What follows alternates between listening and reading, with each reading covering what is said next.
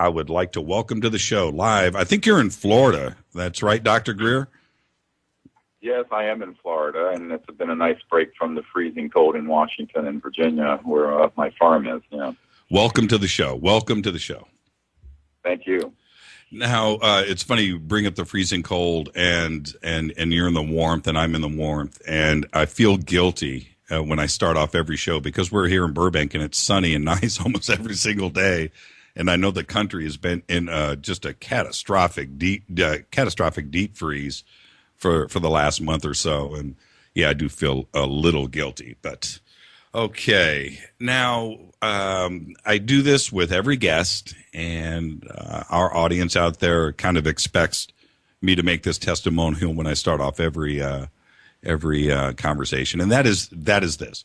This is just a conversation. You and I are sitting in my living room, just shooting the breeze. Okay, there's no agenda. Let's just have fun with it. Where the conversation goes is where it ends up. If I find it interesting and you find it interesting, somebody out there is going to learn something. Great. Okay. All right. First, I didn't talk about, and you and I talked about this earlier today, I didn't go into your educational background in your intro because there's a lot of stuff there, and I only have so much breath when I do the intro. But where did you go to school? Well, I went to a university initially in North Carolina, and then I got my medical degree in Tennessee, and then went back to North Carolina to do a residency. So it was sort of back and forth, and I ended up in doing emergency and trauma medicine, and for a while was chairman of emergency and trauma medicine at the hospital. And so, my background is in medicine, and I basically started this whole effort while I was working full-time as an emergency doctor, which was no picnic, raising 4 children and doing emergency medicine, 100 hours a week and then dealing with this stuff. But so that's really how I started out. When I started these projects, I was working as an emergency doctor and loved it. And, it's a great experience to have. Other ER docs. There are a lot of ER docs who are actually on our team who have been drawn to it over the years because they know my background. I noticed, I've followed your career and for a long time now and fascinated with it, but I did notice that you did have a multiple year overlap with, your career now and with the medical field. How did you manage to juggle both for so long? With great difficulty. And, well, luckily, I have to say, given the social opprobrium and the ridicule that attends this subject, which has, of course, been part of the CIA plan since the 50s. Right. I have a document that clearly states that, by the way, that they plan to engage the media making ridiculous claims and ridiculous ridiculing commentary on the subject. And that document is from 1953, before I was born, and probably you too. So the point I'm making here is that luckily I was already well established at working as a doctor when I sort of stepped forward on this issue. And, I think my colleagues, for the most part, thought it was a bit eccentric, a bit interesting. And I'll tell a story to people who tend to have a little cold feet about talking about the issue. On my way to doing that, at one point, I was the chairman of emergency medicine, and the chief of staff of the hospital asked me to do medical grand rounds, which is usually someone comes in to talk about the latest medical breakthroughs and blah, blah. Well, she wanted me to do it on UFOs and extraterrestrial intelligence. And I laughed out loud, literally, and said, no way, when hell freezes over, I'm not going to do that at my hospital, because I was afraid I would get all kinds of flack. She said, no, we're really serious. And in fact, initially I thought she was just teasing me. She said, no, there's so many people interested. And I said, well, okay, so I don't want to do it anyway. So she came back the next month and said, won't you please reconsider? So I did it. It was standing room only. Now, I stuck with very nuts and bolts things, sightings, aircraft cases, landing cases, military witness testimony and things of this sort. And it was interesting because it was the best attended medical grand rounds in the history of the hospital. standing room only. People couldn't get in there because people really were so interested. And these are just regular. I mean, like the head of surgery was there, all these people. Well, after this happened, I had to run a code blue, which is when someone dies and their heart stopped up in the ICU. And I was getting on the elevator afterwards, and on jumps the head of surgery. And it's this little guy, and his name is George. I won't go into his last name, but he said, Dr. Greer, I think what you're doing is the most interesting and important work, and don't give up no matter what you do. And he looked around to be sure no one was on the elevator before he said it. And as soon as the doors opened, he jumped off, and he never mentioned it publicly again. And I tell that story only to say that because the subject has so much ridicule associated with it and so much tabloid nonsense, people are afraid to kind of step out on the issue. But, frankly, behind closed doors, very senior people in all walks of life that I've had to deal with are incredibly interested and very concerned about the issue, but they don't want to admit it publicly because they're afraid they're going to be called, Dr. Moonbeam or Senator Moonbeam, or for that matter, Moonbeam. So I think that's one of the real challenges is for us to be able to put the evidence, the information out there in a way that people from all walks of life become comfortable discussing it. With when you were still a practicing doctor, did you find a little bit of pressure when you were around your peers and maybe somebody talking behind your back a little bit? Did you feel that kind of your word is ridicule, but I mean, did you feel that kind of pressure? No, I never did, because I was known as frankly, a very good doctor, and no, I didn't get that. I had some patients who came in who had seen me on like Larry King or something, who would make a comment, not a disparaging comment, but just, this is you, and so that kind of thing.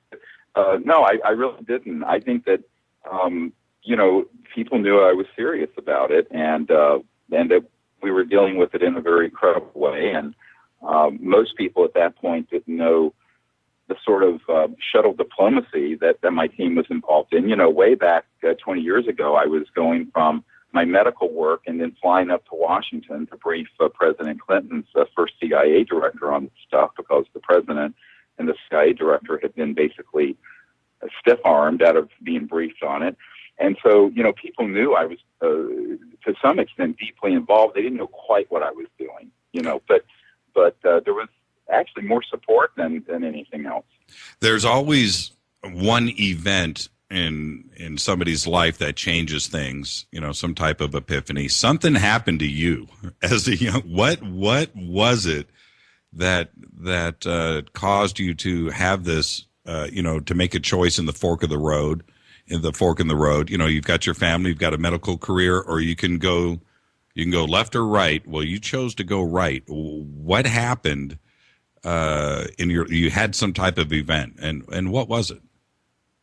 Well, there's a book called Hidden Truths, Forbidden Knowledge that is now in 8 languages. That's about sort of how I got to be involved in this, and people can get that at SIRIUSdisclosure.com, SIRIUS disclosure.com, which is our parent website now.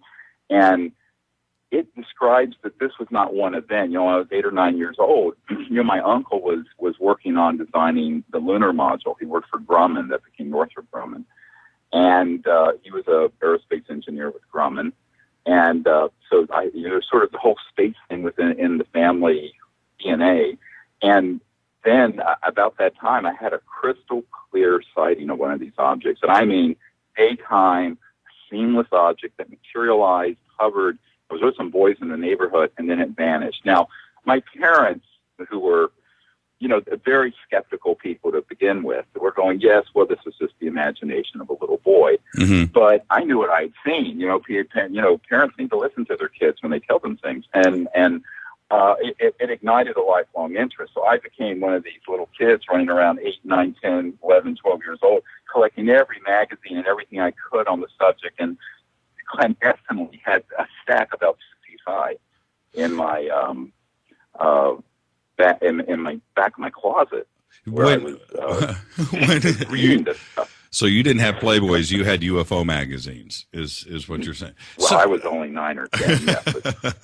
But so with your parents, you're trying, did they just, you imagined it? Is that what they tried to push on you, and you just couldn't convince them that what you saw was real?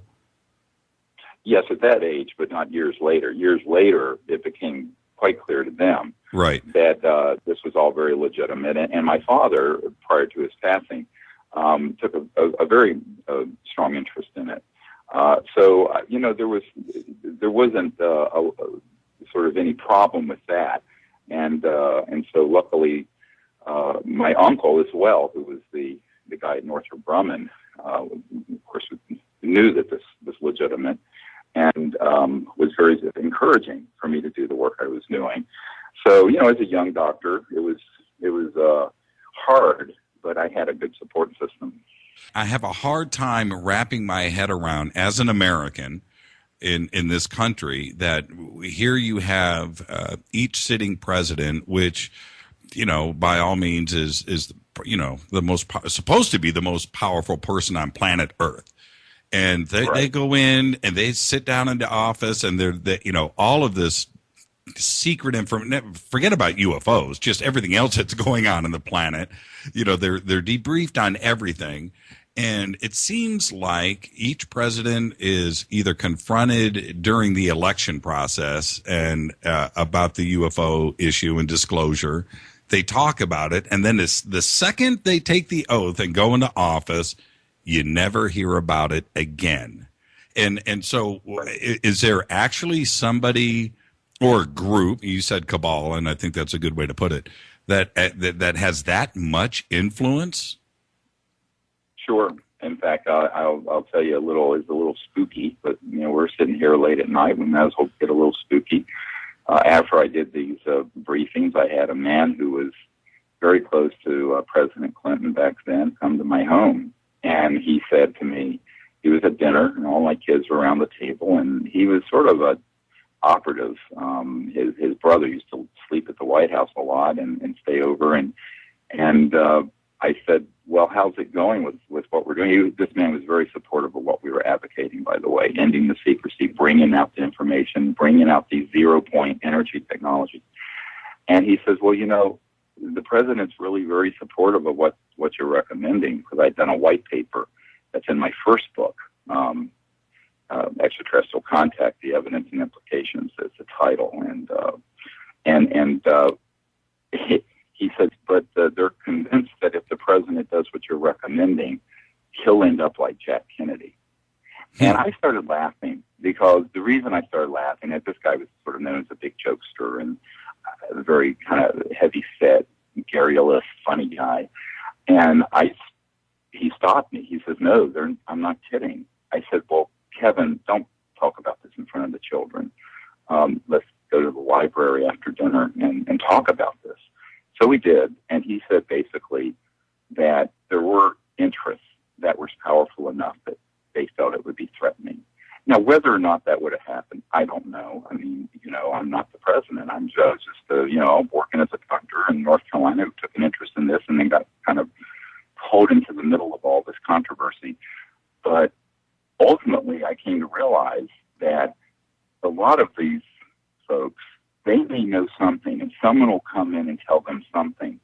But having some knowledge and having access control, if you want to look at it that way, over the projects. And this is what Eisenhower, before the day he left office, basically said, beware the military-industrial complex. He was an anti-military. He was talking about these rogue elements that had completely infiltrated the intelligence community, the Pentagon, the corporate world, that were completely out of control. He knew that they were out of control, and it was on mostly this subject, this issue. And one of our witnesses was actually at the White House as a young officer and used to see Eisenhower doodle making pictures of UFOs on papers during staff meetings, and spoke to Eisenhower. And the president was very frustrated by the fact that, yes, he knew about it. He knew about it much more than subsequent presidents, but he had lost control over this sort of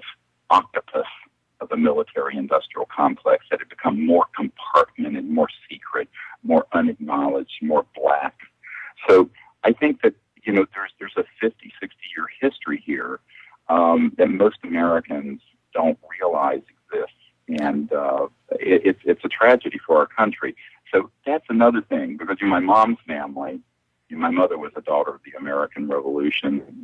Her family were some of the original people in the American Revolution. And, we sort of take this thing of the rule of law and freedom and, democracy somewhat seriously. And it was just this appalling and, the chutzpah, frankly, of a group of people going this far where they would leave a president or a CIA director out of the loop or just flat out lie to them. Now, I mentioned this issue to a member of Ronald Reagan's National Security Council staff, and in my naivete, being in my early 30s or whatever at the time, or mid-30s, I said, well, would these elements actually lie to the president? And he laughed out loud, and he says, oh, Dr. Greer, he says, we lie to the president all the time if we don't want the old man to know anything. We don't want him to know he's not going to know. That's interesting. And I said, my God. Oh, yeah. So, it's sort of a very jaundiced and cynical view of Washington, but it's an accurate one. Back in 1947, well, from that period, from 47 to 50, 51, it seemed like the government it didn't have an issue with discussing this openly. Oh, we can talk about the Roswell papers and the newspapers and the radio and stuff, but that's part of it. But it seemed like that they were not afraid of the public reaction, and then to the subject, and then suddenly everything was clamped down in 50 and 51. And I think where you're going with this, and I just want to be perfectly clear, because my opinion was always a little different until I heard what you just said, which is this was all money driven, oil and industrial. Power driven. Okay. Yeah, it was power driven, because once, I have a man that I've known for many years. He stayed at my home. He's one of the highest ranking scientists at the largest Department of Defense lab in the United States. I'll leave it at that.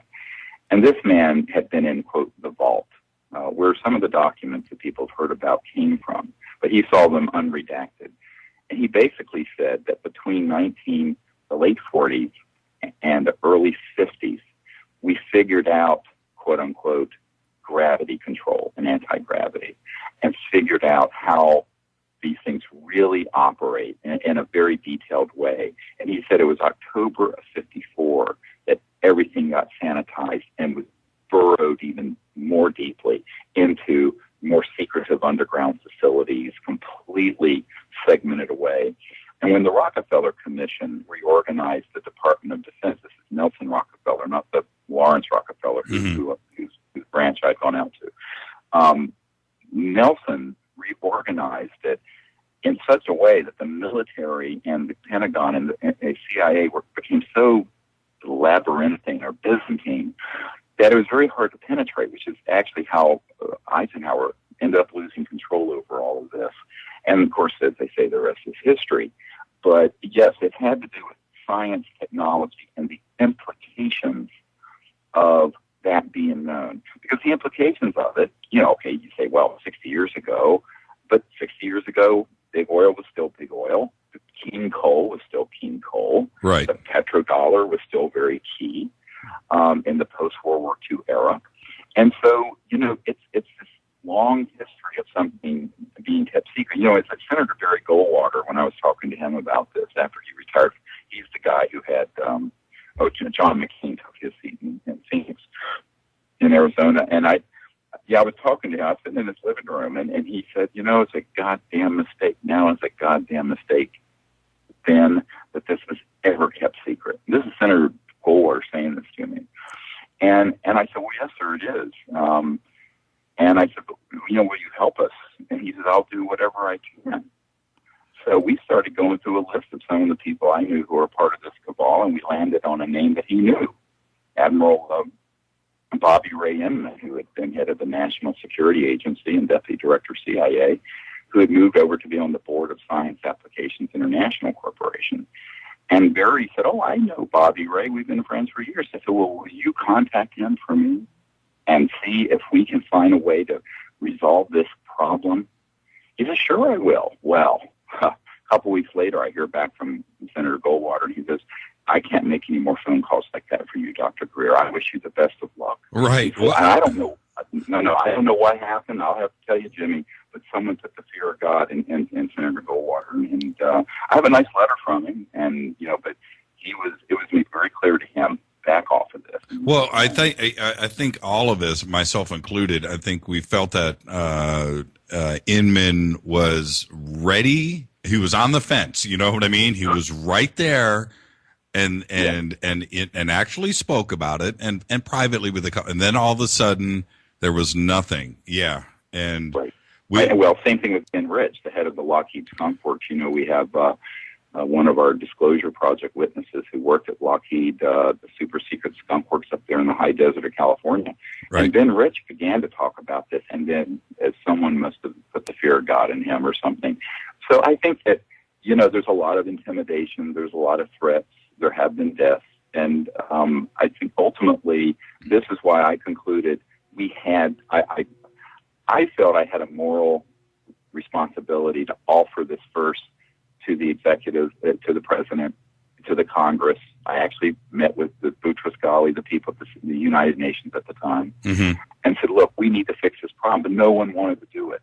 They were either afraid of the ridicule or they were afraid of direct threats. And so I said, well, then the people need to do it. So that's what we're doing. I mean, since the early 2000s, for the last decade or so, I said, it's up to we, the people, to do disclosure.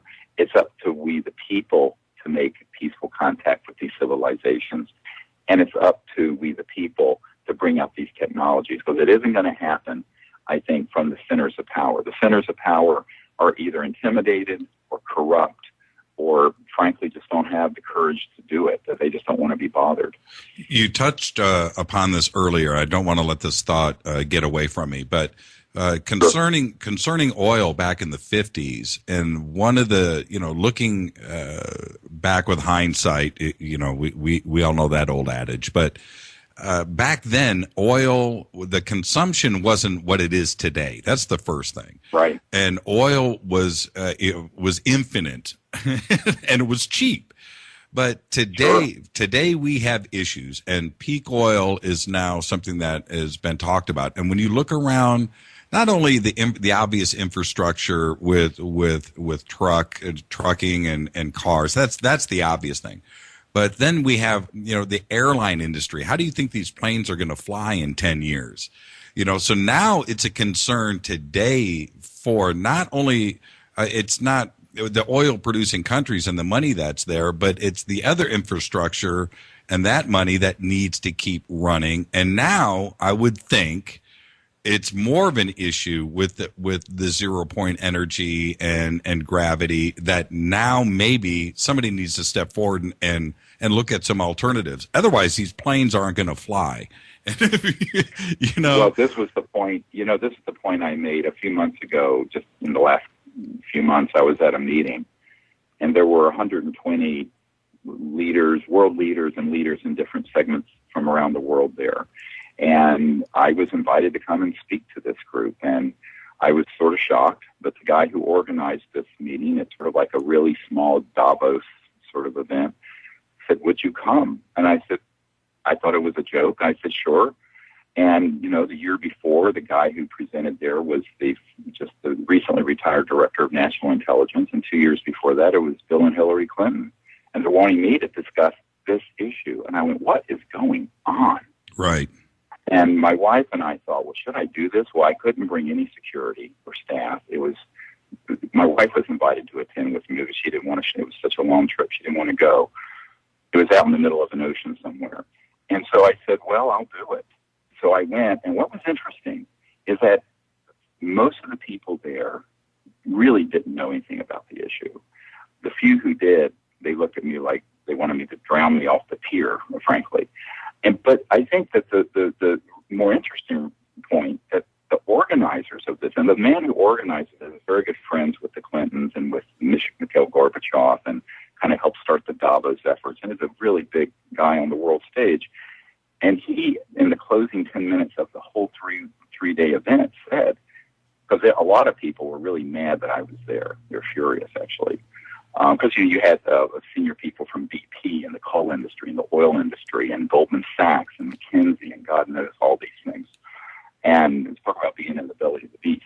And I said, at the last 10 minutes, he says, you need to listen to this because 20 years ago you laughed at me when I talked about something called the internet becoming a big thing. And a few years ago you laughed about this issue about peak oil and climate change and stuff. This person is describing what the next big thing is.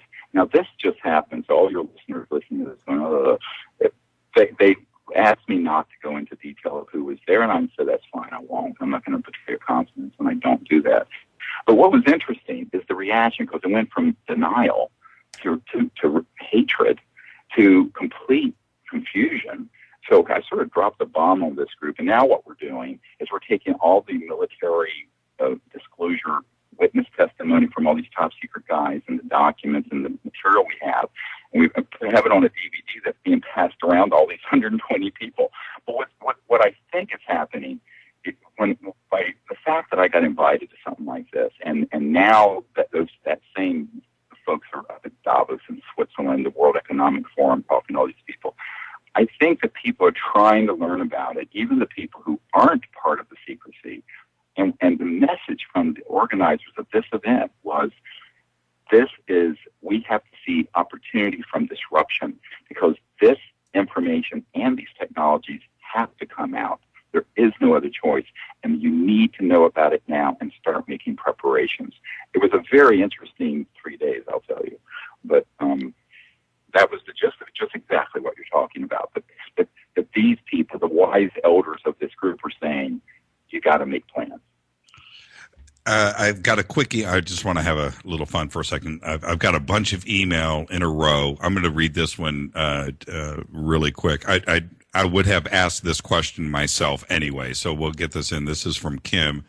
It's, what are your thoughts on the fact that thus far there have been no mass showings of craft worldwide at once to make their own disclosure obvious? That's in parentheses. Even though many of us are very aware of large organizations of benevolent ETs that could very well do so. Yeah, well, part of that question assumes facts not in evidence, two facts not in evidence. The first one being that such massive events haven't happened. They have happened. The Phoenix event, where this massive craft flew over a major metropolitan area seen by thousands of people. The Belgian events. There was an event in the early 90s over Montreal, over Rome. This has happened. The fact that the corrupt mainstream media that are, for the most part, lackeys of these corporate and intelligence interests doesn't cover it doesn't mean it hasn't happened. Now, could they do something where they would force the issue? Yes. But contrary to what I think the person asking this question thinks, I think there's a myth out there that there's sort of this, the malevolent, the good and the bad ETs and this and that. My experience with this is that any civilization that was malevolent towards us in the truest sense of the word could have put an end to the nonsense on this planet decades or centuries or a millennia ago. My main take on it is that there are many different ET species, and I think some are probably getting rather dismayed with what we're doing to Gaia, the planet, and to each other. Remember, there's over half the world's population doesn't even have literally a pot to pee in, a toilet in their house. There are, the statistic that just came out of Davos this week is that 85 of the richest people in the world have a net worth greater than 3.5 billion people on Earth. That's half the population of the Earth. So we have a situation that is out of control. And one of the things I point out to people say, well, there is no such thing as climate change or global warming. It's happening because of sunspot activity. I said, look, that's beside the point. We have a macroeconomic system that requires half the population of the world be enslaved in economic poverty of some type.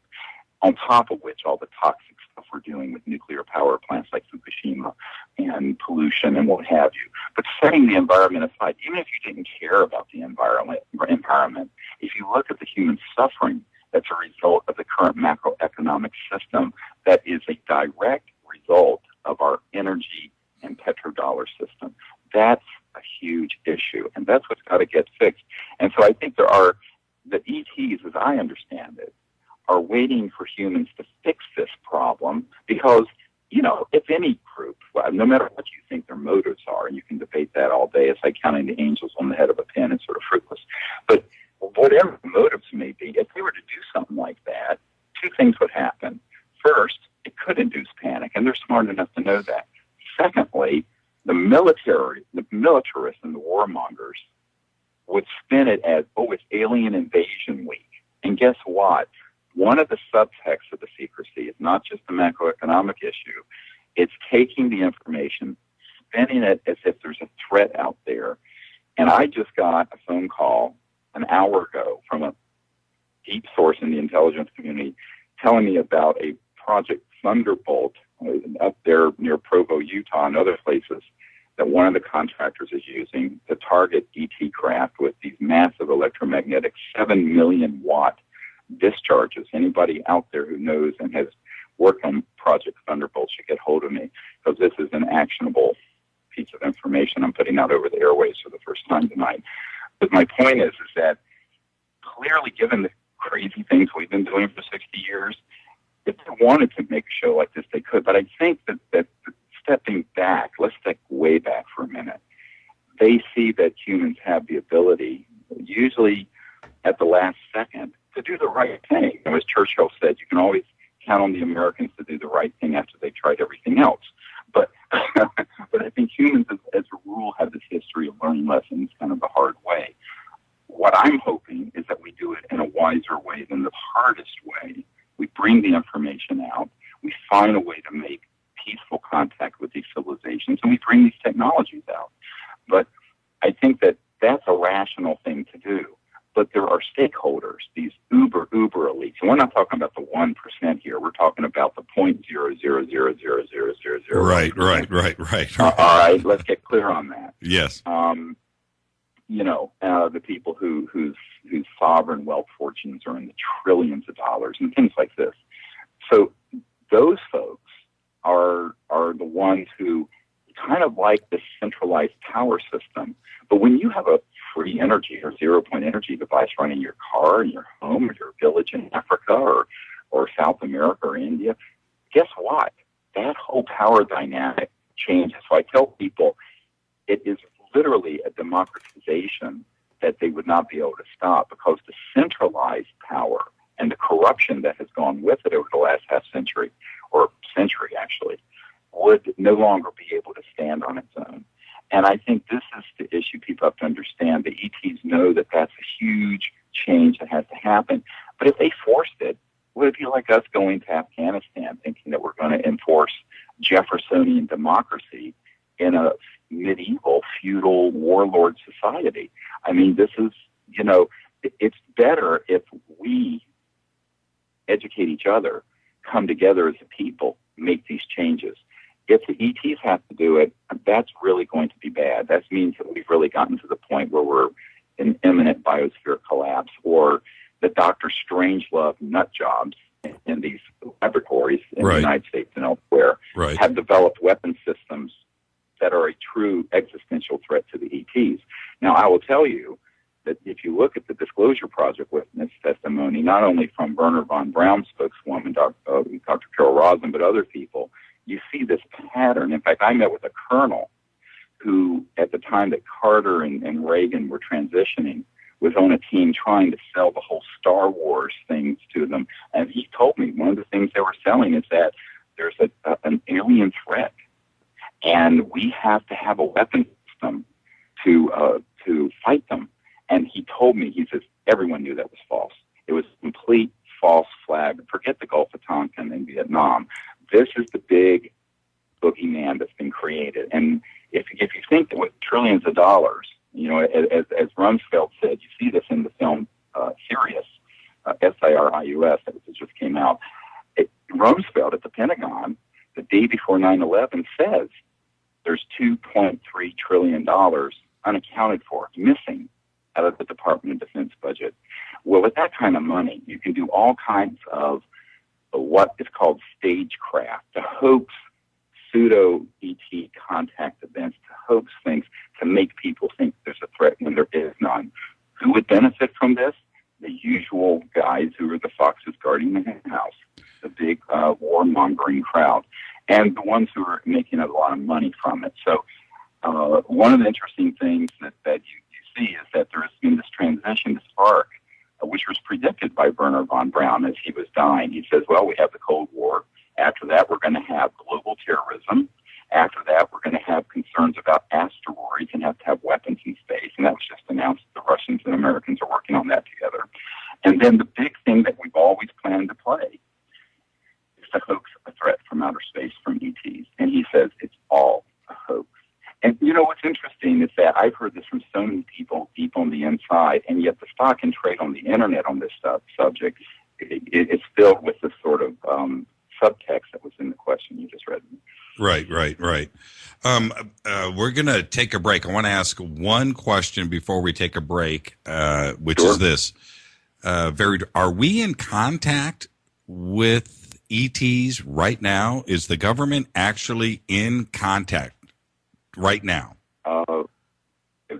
I doubt it. There are reports that people have put out there saying that we are. There are things that people have seen, creatures that look like ETs, but they're not. And this gets into a long discussion. We have anti-gravity devices that look like a UFO, but they're made by Lockheed Martin and my uncle's old company, Northrop. And you have creatures that look like, quote, aliens, but they're not. Right. The stagecraft, the deception that goes on with this subject is enormous. And so, I kind of think not. Now, I do think there have been attempts to make that kind of contact, and there's a report that Eisenhower, in fact, did, and I tend to believe that report back in the early mid-50s. I think it was 54. But whether there's any ongoing, I doubt. Now, my organization, CSETI, in fact, we're going to do an expedition out in Arizona. Where some of your studios are up in the mountains outside Tucson in April, where we train people to do the remote viewing and the contact protocols to make contact. And we have an app where people can study this. Because what I think people have to understand is that, the ETs are around, and they can appear in all kinds of weird and mysterious ways. But I don't think we need to be expecting the government to be the prime movers on that. I think, if anything, they'd make a mess of it. If they have had contact, they've made a mess of it. And I think we need to also reclaim that. We, the people, need to reclaim the diplomatic initiative. Let's take a break. Dr. Greer, do you have a landline that you can call us back on? No, I do not. Okay, let's just keep moving then. And again, we can hear everything. It just comes in and it goes out a little bit. So you just might be moving the phone around and so it's not that big of a deal. And let's just go ahead and take a quick break.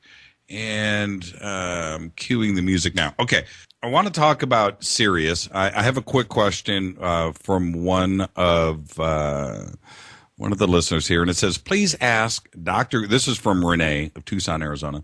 Please ask Dr. Greer about the growth of the movement he started decades ago and the individuals all now leading various groups of people to do what Dr. Greer used to do all by himself. Stephen Bassett, he was on the show last week, by the way. Costa Macraeus with ET Contact, Ted Loader investigating zero-point energy systems, MUFON director, military pilot witness George Filer, and Paola Harris, of course, etc. How has that growth been? I mean, has it just been? It started off so small, and where is it today? I mean, how is it going? Well, there are two levels of this. I mean, there's what people who are like ones you've mentioned and many others who are doing things in their own communities in their own way to advance this, which is really needed. And also there are the CSETI contact teams teams. We have an app. You can go to our website, and there's an app you can get that actually will turn your phone into a magnetic field meter, and it goes through the whole protocols for doing these contact protocols, and it's for Android and iPhones. Anyone can get those. We now have several thousand of these teams out there doing that. And what's interesting, we had it's this big movement worldwide that I rarely get to talk about much because people focus mainly on the technology and science and, disclosure part of it. But like we recently got a thing from a guy who was in Croatia and was a truck driver who was practicing this and was doing the protocols, and this UFO materializes and floats right over his rig when he's at a rest stop out in the mountains. What's interesting is that the ETs, I think, are eager for people to do this and to empower ourselves to do it. And I think to the extent that we do that, we're going to see a big response. And the more that people do it, it kind of creates this, what Rupert Sheldrake calls this morphogenic field effect in consciousness and awareness. It really does change things. So I think that's really where the action always happens. And so it's grown exponentially. And I think there's another level, and that's what I was referring to earlier, by a lot of these people who are in governmental positions, in corporate positions, taking the whole matter seriously and looking into it in depth. And that's a bit of a heavier lift. The people are always ahead of the leaders. If the people will lead, the leaders will follow, I always say. That's right. That's really right. Well, that's how it should be, at least. Well, that's how it should be, and right. That's how it is if you have a quasi-open society. And I think that's what's happening at this point, because the film SIRIUS, when it came out, I don't know if you know this, it had something like, I don't know how many million people read about it at the Huffington Post. For almost a whole week, it was the top story on the Huffington Post. So what you find is that these sort of events, and we're going to do more this year along the same lines. I'm actually, that's why I'm down in Florida. I can't go into it more than that, but we're working on some fantastic things. But people who are in leadership positions around the world, like this leadership group that I was meeting with a few months ago, are really delving into this more deeply and more seriously than ever before. The public understands this. There's more and more information. Now, with that, there's also more and more disinformation. And that gets to this issue. Up on my website, I have an article I wrote of when disclosure serves secrecy. Because you can take the same set of facts, spin it in a way, like they did for the Gulf of Tonkin incident that got us into the Vietnam debacle. And it can be spun in whatever direction. So the spin meisters are hard at work, and they always are. But if the people stay with things that they know that they can do, make contact, make observations, look at the evidence, and help put together the thrust to bring out these technologies, because it isn't going to happen from the Department of Energy. Let me tell you. Right, of course. Okay, or even a big corporation or a big venture capital group in Silicon Valley. Not likely to happen. I've been that route. I've met with billionaires and flown around on their private jets and tried to get them to get involved with this stuff, and they just look at me like, no way. Not me stepping on too many big toes. I'm not going to, they'll flat out say, I'm not going to step on this 800-pound gorilla's toes. So I think that the people, though, can do that, lots of people. And that's really, really encouraging. And I think that's really how the change that we're looking for is going to happen. It's unlikely to come from the Congress and unlikely to come from the White House. It doesn't mean that I don't spend time with people in those circles. I just told you about this adventure I was on for 3 days. And if looks could kill, let me tell you, if you've read the book, To Kill a Mockingbird, and they talk about the hate stare. Yes. In the race to sell. Yes. All right. That, boy, did I get that a lot at this thing. But I think, we have, I was so ready to get off that island by the time the 3 days were up. But right. Oh, how wonderful. You're in this exotic place with all these muckety-mucks. I'm going, oh, Lord, beat me up, Scotty, would you? Part of me, the other part of me really enjoyed doing it as a service thing. But, I do it. All these things I do, by the way, are done for free, without charge. There's no consulting fee that we do. Everything I've done on this is a pro bono thing. And so the people who support our website and the film, that helps support support all this other stuff we're doing because, you know, if you want to do this stuff, you have to have the means to do it. And I want to thank everyone, by the way. I know there are thousands of people listening who crowdfunded and supported the film SIRIUS, and I do want to thank them. We absolutely couldn't have gotten this far without them. On that thought, with SIRIUS, and it's a well done movie, well shot and edited. You know, it's a great film, and I couldn't wait for it to come out. And you're absolutely right about the Huffington Post promo, because I was chomping at the bit and trying to find it somewhere before. You know, I thought somebody's got to have snuck this out. They sneak. You know, Spielberg films are out. You know, I couldn't find it, right. but I eventually, you know, I've seen it a few times. Now, do you? This is my thought, and don't take this the wrong way, but I just have to say, from one creative guy to another, do you wish that maybe you waited maybe another 6 months because more information could have been put into the film? You know, that has come out now, specifically about the humanoid, but also about 0 point energy and some of the other disclosure projects that are going on now. You know, the film would have been a little more complete if you had just waited maybe another 3, 4, 5, 6 months. Well, you can always wait, and this has been such a rapidly evolving movement over the last 10 or 15 years that the other thing that people who live and breathe this subject on the internet and stuff have to understand, this film was made for, you know, the general public, people who really know nothing about it. It wasn't made for someone who lives 6 hours a day clicking around YouTube videos and stuff. Right. Okay, so, you know, some people, I said, you have to, and the second point is that I wasn't a filmmaker, and I'm not a filmmaker. I'm an emergency doctor, and then I run these projects, and it's enough. But there are things that I would have had in it that aren't. There are things in it I wouldn't have had in. However, the thrust of it was to provide a sort of a primer, a sort of introductory view of the issues in a way that would be well produced, that could be brought out to the public. At some point in time, are you hoping to organize a mass contact attempt, coordinating people to make a simultaneous call to those other beings in an attempt to finally have the public contact the ETs that shatters the illusion around this topic? Now, that, you know, actually, that's a great question. And we have done that, actually. We have done it. We have coordinated these things with a couple thousand teams around the world on certain nights, and there have been amazing sightings people have had. Now, a lot of people say, then why don't they just go ahead and land on the White House lawn? The famous question that Larry King asked me. Why don't they land? I said, look, first of all, they'd be blown out of the sky. Secondly, now this is something most people, this sounds like science fiction, but it's true. Years ago, I met with a man who developed what's called a neutrino light detector. This was in early mid-70s, so 40 some years ago.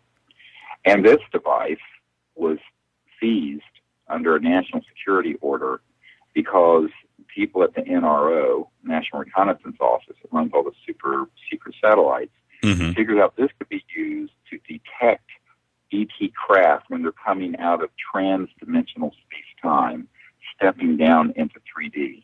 All right, we can get into this in a minute. It's kind of, for many people, abstract, but it's just you visualize something that's able to go transluminal beyond the speed of light, coming back into 3D. And you have to, by the way, people say, oh, well, aren't they interdimensional and not ET? I said, well, they're both. If you're interstellar and you mean you've gone faster than the speed of light, you are also passing through other dimensions and energy resonant forms. And this is really what I specialize in, to be honest with you, although it gets so arcane, most people, you know, they go, oh, my God, be quiet. You know, my brains are going to fall out of my ears. Right.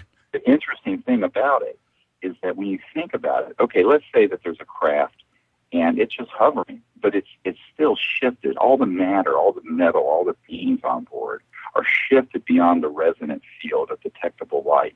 But if they come into 3D, these neutrino light detectors that they put on satellites back in the 70s will pick that up, and then they're targeted. Let me tell you what happened to us once a couple years ago up in Mount Shasta. We were up there with a contact team, about 30, 40 people I was training, and we had this luminous object emerge from the volcano. It was not way up in the sky. and it was floating towards us. And there was a high-altitude aircraft that suddenly a huge burst of energy came out of it, some kind of electromagnetic pulse weapon, very directional, that crashed into the forest a couple hundred yards in front of us. Just before that thing fired, this craft fully dematerialized again and disappeared. Now, 30 or 40 people saw that.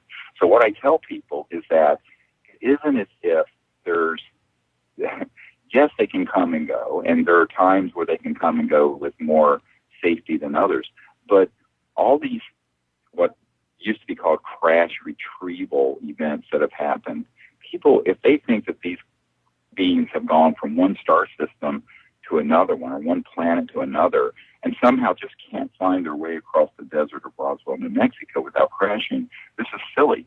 They're being targeted. And there have been advanced Tesla-type electromagnetic weapons that have been in development since the 20s, 30s, and 40s. These are classified systems. They have been used to target ET craft. So the kind of event like that, that would be massive and would be there, would have with it the possibility of some kind of targeting of them. Now, could the ETs shut those systems off? Yes. Right. But if they did that, here's the problem. If they do it, then these controllers, the sort of warmongering crowd, are going to say, see, we had our systems disabled. Just like the intercontinental ballistic missiles up there at Minot, North Dakota, we brought information out about the Malmstrom Air Force Base event, and there were 16 or to 20 intercontinental ballistic missiles that were rendered unlaunchable. Well, the men that I've spoken to who were there said they felt that the ETs were saying, please don't blow up this beautiful planet, but if you go to mutual assured destruction, we can slow that down. But other people have taken the same set of facts and said, see, the aliens were invading and attacking our defense system. Right. So you can take the same set of facts and spin it any way you want to. And if you want to be xenophobic and paranoid, you can. So I know that the ET, if I figured this out, I figure the ETs have a few hundred IQ points higher than mine. They have probably figured out that they can only push that envelope so far without there being a response from these weapon systems, or if they disable the weapon systems, that could lead to that event being spun as an attack. And that's what they're trying to avoid. They're trying to avoid something that sinks us from, World War I and II to what many of you may know, that General MacArthur, at his last speech to the Congress, said World War III will be interplanetary. Right. So, right. For 50 years, there have been people scheming to make that happen, and it's a huge problem. This is the biggest problem I face, by the way. Well, we had Bob Salas on the show last month or 2 months ago, and it's something that for Bob, I think that. By the way, for everybody, before I even tell this thought or get this thought out. Colonel Salas was one of the controllers in the bunkers up at Malmstrom Air Force Base when everything shut down. And for Bob, I just feel that he wants to talk about it, but I just think that he's a little frustrated because he's telling the truth. And the government is trying to take another, and he has been seriously swimming upstream with this for a long time. And for somebody in his position, this is a very, very, very, very educated, decorated individual that should be taken as serious as anybody. No pun intended, by the way. But he, and when you listen to, there's one specific thing about his experience, which is this: these missiles are independent. Okay, their systems are hardwired. It's not, and the odds of one going down is extreme. Two going down at the same time, impossible. The odds are astronomical. Go play the lottery. You're gonna hit that before two of these go down. but 16. Right. And he said he sat there and watched, and I asked him, I said, okay, what is it, like a red light and a green light, that goes off? He said, exactly. And they just went pop, pop, pop, pop, pop, pop, pop, pop, pop right in front of us. And that's an extraordinary situation that literally gets ignored. Oh, it does. And, for those of you, the people listening right now, if you go to SIRIUSdisclosure.com, SIRIUS disclosure.com, all one word, and if you click on evidence, under that evidence heading are witnesses, military witnesses. At the very bottom, if you scroll down, his testimony is linked to on that page. We have several dozen, not one or two. New York Times, if they have 3 credible sources for something, we'll run with it. Right. We have several dozen of these testimonies up on our website for free. Anyone can click there and see it right now. And what I tell people is that, what they forget. And I talked to Sam Donaldson of ABC News about this some years ago. He had done a story for, I think, Primetime Live, where a very similar event, a little bit different, was happening in the Soviet Union. So what I think the ETs were doing was making it clear that they did not want the superpowers to go to a full mutual assured destruction thermonuclear launch that would have ended all life on Earth. I think they have a long-term, longitudinal, maybe millions or thousands of years interest in Earth and how we develop. And they know that this kind of an event would have terminated life on Earth as we know it. Let's be, I don't know how, this is the beauty of live radio and just having a conversation. We've got to talk about the Atacama humanoid. And oh yeah, there's some breaking news on that that's fascinating. And again, for those few listeners out there that don't know what we're talking about, we have pictures up that we've grabbed from your website. They're actually at jimmychurchradio.com, so you can go over and check those out. So you understand what we're talking about. But for the documentary, for me, beginning to the end, the documentary was great. But obviously, that was a focal point for the documentary and for me. And what I don't get, now we're talking about how many inches long, really quick, just for a visual for everybody? 6 inches? 6 inches. Humanoid figure and humanoid is only describing what it looks like, but obviously this little guy, 6 inches long, walked on this planet at some point because he is fully, or he or she is fully developed. And there's one other point I want you to touch upon as we're going to get to this breaking news now, but there's one thing that nobody, for the skeptics out there, the debunkers out there on the subject, that just gets ignored, and I wanted answered, and you're a medical doctor. The rib count is different from you and I, correct? Yeah, it has 10 ribs, and there are really no genetic syndromes where humans have 10 symmetrical ribs. Why isn't this point driven home? How many ribs do I have, doctor? 12. You have 12. And this little guy has got 10. Is there right? And also, what's the number of skull bones is totally different. The morphology on so many things are different, and it's symmetrical. So it's not a one-off mutation. Right. The other thing, which you're leaving out of this, is that the world's expert on skeletal defects at Stanford University, Dr. Ralph Lockman, did a formal report. That whole report with his signature is on our website, SIRIUSdisclosure.com. Go read it. If you can read English, it's in English. But here's the thing. He states categorically, according to the bone density and the growth plates in the bones, it's a 6 to 8 year old child. Now, I have delivered premature infants, but nothing 6 inches tall. No. And tell me how you get to be 6 to 8 years of age.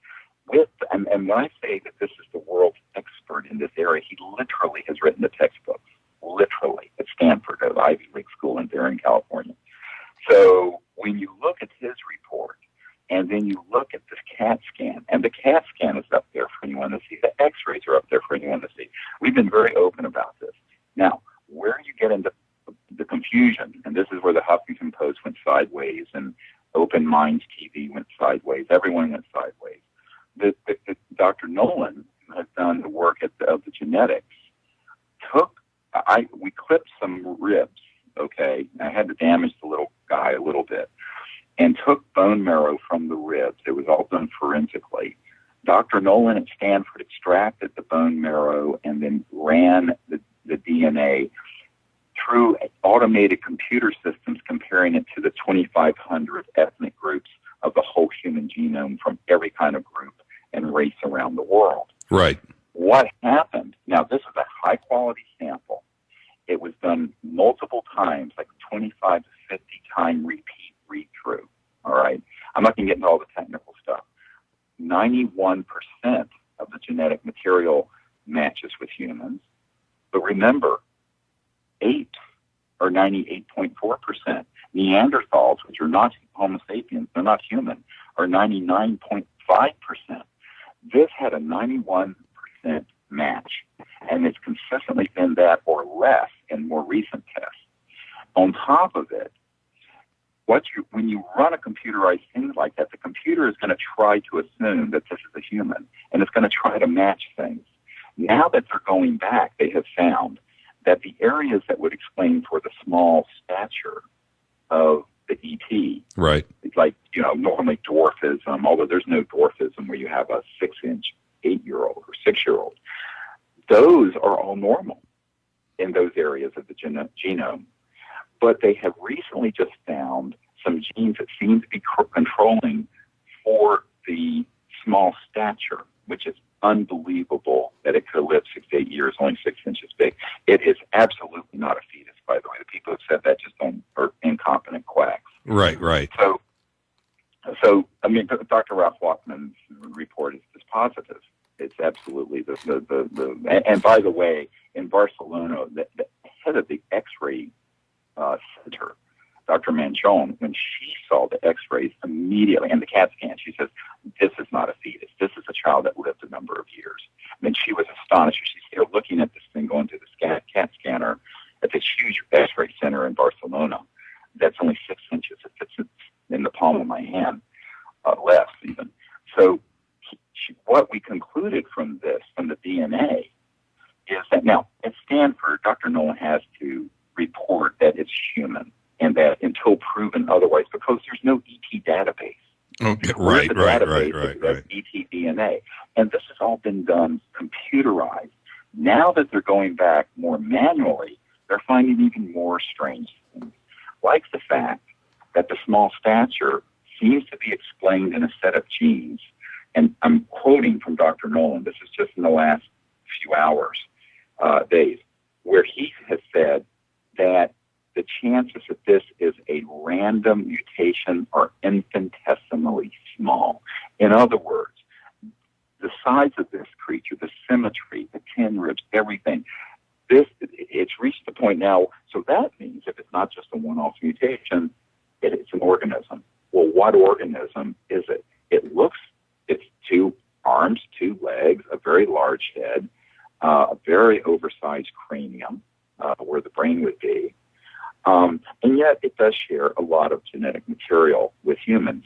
Now, much has been made of an allele, what's called a B, as in boy, 2A allele, which would seem to indicate that's in the mitochondrial DNA that the mother would have, that it's linked to, and it was found in the Atacama Desert in Chile, that it would be linked to a Chilean woman. Now it's looking like that.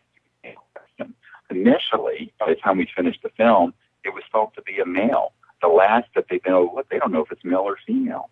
So here's the problem.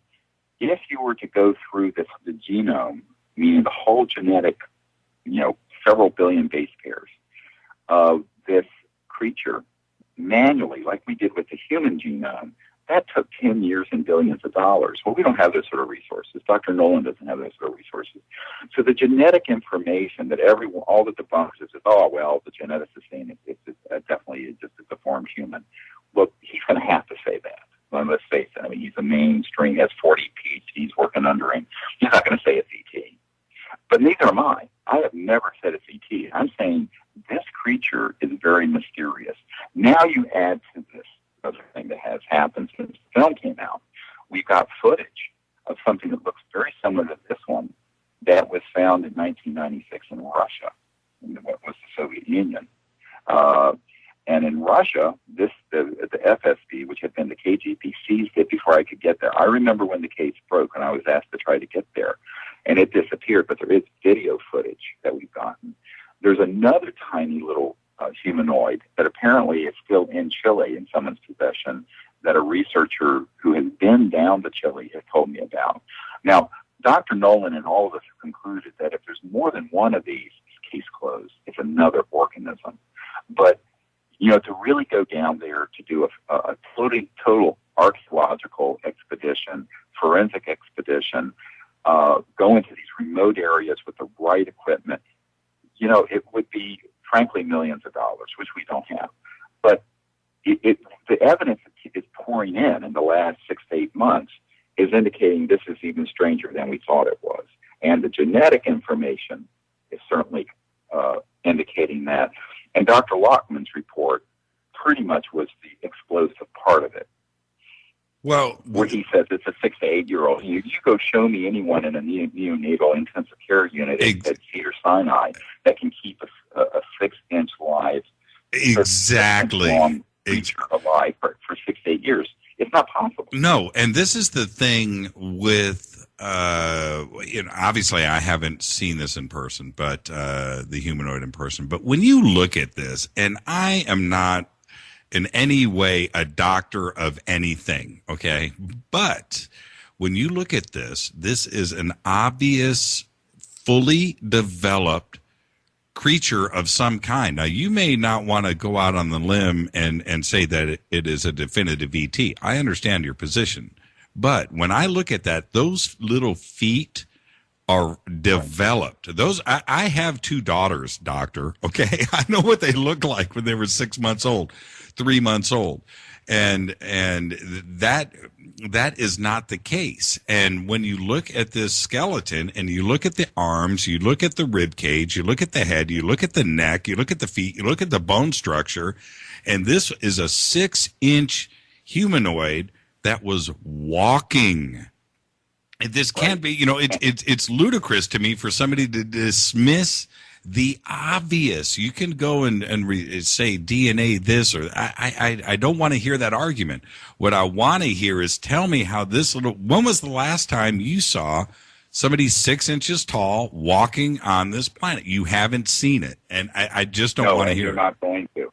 And the other thing, Jimmy, that's really important about this is that when we spoke to the people who've been to that part of Chile, there are reports from really remote areas of seeing only under either moonlight or in darkness these very small creatures walking around.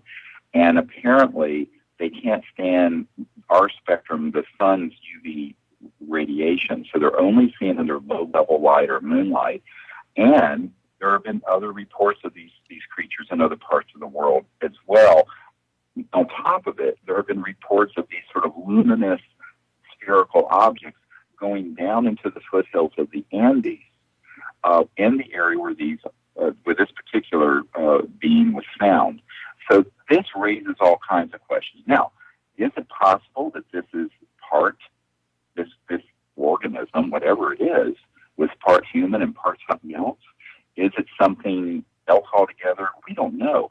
But the thing that bothers me, and this is where I had a bone to pick with the Huffington Post and Open Minds TV and all that, everyone wants to rush to a conclusion. Here's what it is. It's a deformed human because the geneticist, frankly, is saying that it's a human. He's not going to say humanoid. He's going to say it's a human that's not normal, so it's deformed. But in reality, clinically, and I'm speaking now, I'm putting on my hat as a guy who's delivered a couple hundred babies and have been in emergency deliveries in the ER. The idea in a remote jungle or a remote desert area of the world it was estimated 100 to 200 years ago that this being lived, that it would have been able to be kept alive if it was a grossly deformed human to live and walk around to be 6 to 8 years of age is preposterous. And you can't, if you look at our website and you compare the X-rays and bone densities and the growth plates of a 6 to 8 year old human and this creature, they match. And if you look at the CAT scan, you know it's not a hoax because you can see inside the CAT scan the collapsed lungs and a little place where you can see what's left of the heart right up inside the rib cage. Right. Now, I really wanted to try to get a sample of a little bit of that heart muscle because it's another, I won't go and bore you with the science of why we wanted to get that. But this thing is so fragile and so dry and so brittle, I would have destroyed it. And, we just couldn't do it. We would have had, so we settled with taking a couple clippings from the right anterior rib cage. Concentrate a little bit on the telephone, Doc. I hate to keep going back to that, but you're so excited. Yeah. I can tell that you're moving around a little bit for everybody out there. Anyway, the way that the head and the teeth and everything is represented, and I think you shot it. I would have liked to have seen more in the documentary, by the way, but it is what it is. But the way that you shot it and the way that that I see it, there's, unless it was some sort of monkey or some small creature, but as far as humans go and the way that a baby is developed, the head has got to be on an infant at birth compared to that. What, 50 times the size? I'm just guessing here, but in volume, and the jaw and the teeth structure and the way the nose and the eye, there's nothing that correlates between the two to me. And I just don't understand why somebody can seriously, some type of debunker can look me straight in the eye and tell me that is nothing more than a deformity in a human being. No, I'm not buying that. Well, no, and I think that it's on the face of it. Everyone who's looked at it, who's a scientist and doctor, has said that. The other thing is that if it was a 15 to 16 week fetus, which is what the size would be, you wouldn't have teeth. The fetuses of that age don't have teeth. Right. Or toes, or feet, or hands. Well, no, actually they do. If you look at ultrasound. I mean, a developed foot. I mean, that is just like a little. The best way I can describe it, and it's like a little G.I. Joe doll. It's perfectly proportioned as an adult. It's fascinating to me. And now back to the doctor from Stanford. He did, I believe, didn't he say that the bones were developed as such that this creature walked upright? Didn't he say that? Absolutely, because the bone density, as well as the growth plates that children have in their long bones, their legs and their arms, wouldn't have been at that level of development if there hadn't been walking activity. In other words, you wouldn't see that in a fetus at all, or a newborn even. So, and he pointed out that it was global, meaning it was symmetrically all throughout the skeleton, that this finding of the bone density and the growth plates, what are called epiphyseal plates, were consistent with a 6 to 8 year old. Now, he didn't say, Dr. Ralph Lockman didn't say it was ET. I haven't said it's ET, and certainly Dr. Nolan is just doing the genetic material. What we do say is that you're talking about thousands of base pairs of DNA that don't match with human. And normally you would just dismiss it if we were just running our own DNA against the library of human genetic material that's in the Human Genome Project. But when you have something like this, you have to look at all of that. But that's what we don't have the resources to do. Dr. Nolan doesn't have the resources to do it either, by the way. If you were to do mouse studies where you would take sections of that DNA and put it into a mouse and see what it actually did, each of those mouse studies at a university costs around $500,000. It's just, we've hit the limit of what we can do. And so I'm very conservative about saying it's still a mystery, but I'm also very firm in saying that people who closed the book and said, oh, it's been figured out. It's like Doug and Dave with the crop circles, these two old geezers who had a board and a string explaining all the crop circles in England. Well, no, actually. Or, Philip Glass explaining every UFO photograph or what have you. Right. It's just not the case. And unfortunately, people want facile, they want quick answers, they want easy answers, And it isn't going to be quick and easy. I mean, that's just not the nature of science. For everybody listening, so you understand exactly what we're talking about, the links to Serious Disclosure are at jimmychurchradio.com. You're there now. You can just go over to the site and go under evidence and look at the pictures that we're talking about. And I was on your site earlier today. By the way, you have a great website.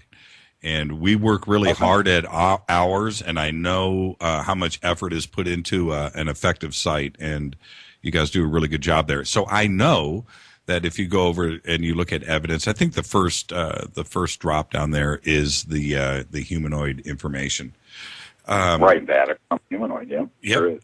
So, okay, now I wanted to talk about, and again, if you want to stay past 9 o'clock, that's great. Top of the hour, fantastic. I know that you're busy out there, but there's still so much we haven't gotten into. But I mentioned to you earlier today, James Watt from the Reagan administration.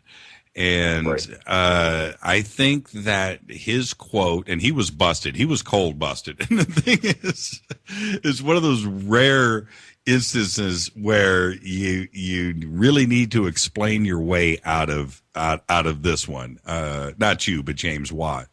And he had a famous quote, and correct me if I'm wrong, but I think that he said something to the effect that we don't have to worry about what's going on. I'm paraphrasing here. We don't have to worry about the problems and issues with planet Earth right now because Armageddon is coming soon and the world is going to be smoked, anyway. And again, I'm paraphrasing, but can you elaborate on that a little bit for us? And I just think that it's a very telling statement that he knew something was coming. Well, it's not even that. It's a worldview, and there are people who think, well, it's the end of the world, and it's always the end of the world. What they don't realize is that it's like it's out the brouhaha about the Mayan calendar. You remember that in 2012, December yes. 2012? Right. It's not the end of the world. It's the end of one era or one large cycle in the development of Earth and the human species, and the opening of another. But how religious folks ended up interpreting that is that it's literally the end of the world. So one of the things that has informed the secrecy is let's just keep all this secret because we're in the end times. It's the end of the world anyway. And why rock the boat? Because it's the end of the world. And therefore, why upset the apple cart with the oil and gas and coal and the economic and the this and the that and the public utilities? Because everything's going to come to a crashing end anyway. So what the key thing to understand about that quote is that it informs a certain level of the secrecy, not totally, but in terms of, I've had meetings with folks who say, gosh, if these people know these science and technologies are there that could liberate the human race from the poverty we're facing and the environmental degradation and the poisoning of the oceans and the rivers and the land. And my dad was half Cherokee Indian, and I really got really heavily involved in the whole in Native American view of the sacredness of Earth and of nature. And why don't we do something? Why wouldn't they if they know this? I said, yes, but if you believe the world's going to end anyway, why bother? So there is this sort of it's called eschatology, the study of how the world's going to end. There's sort of an eschatological viewpoint that unfortunately has infected policy. And I was surprised when I met with some scientists and also some military people who shared that viewpoint. And they said, yeah, well, let's not rock the boat because the world's going to come to an end anyway. And, those of us who are connected and rich enough with our flying saucers that Lockheed are making will float off into space and the rest of the people will just die. I mean, it's this sort of cynical, nasty view amongst some of these uber elites, but some of it is informed by this idea that, so what if 5 billion people die? It's really tragic, and I'm not trying to be flippant about this at all. But I've encountered this over and over and over and over again. But I think it's not that these spiritual or religious teachings are wrong.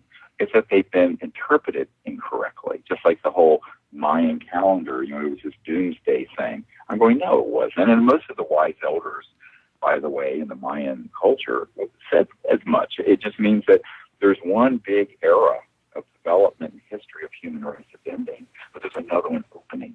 So one door is closing while another one opens, and we're walking through this open door into a new future that's really wonderful and beautiful. I mean, imagine this planet and our civilization becoming interstellar, having free energy, so there is no poverty as we know it today. Electromagnetic systems, being able to heal and regenerate bones and spinal cords that are severed. This is actually possible. This is not a pipe dream.